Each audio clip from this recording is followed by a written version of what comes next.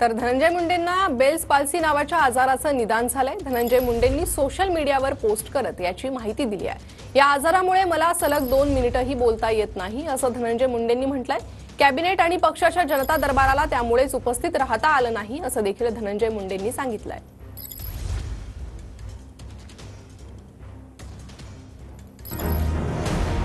मंत्री धनंजय मुंडे यांची post.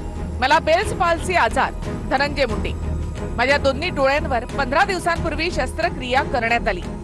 Doctor लहानेंच्या मार्गदर्शनाखाली शस्त्रक्रिया पार पडल्या। साधारण 10 दिवस डोळ्यांची काळजी घेण्याचा सल्ला दिला होता। त्याच दरम्यान मला बेल्स पाल्सी नावाच्या आजाराचं निदान झालं। त्या आजारावर सध्या रिलायन्स रुग्णालयामध्ये उपचार सुरू आहेत। त्या आजारामुळे मला 2 मिनिटंही व्यवस्थित बोलता येत नाही। त्यामुळे मंत्रिमंडळ बैठक आणि जनता दरबार याला मला उपस्थित राहता आलं नाही। याबाबत मुख्यमंत्री देवेंद्र फडणवीस आणि उपमुख्यमंत्री अजित पवार यांना कल्पना दिली आहे। लवकरच आजारावर मात करून जनसेवेच्या कामात रुजू होईल।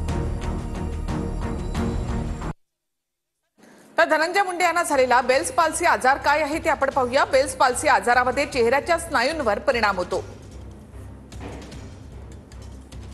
चेहऱ्याच्या एका बाजूच्या स्नायूंमध्ये कमकुवतपणा किंवा अंशतः पक्षाघात होतो। बेल्स पाल्सीमुळे पापणी नीट बंद होऊ शकत नाही।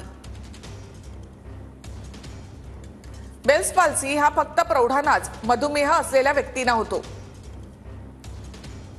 योग्य औषधोपचार केल्यास 2 ते 3 महिन्यानंतर आजाराची लक्षणं नाहीशी होतात।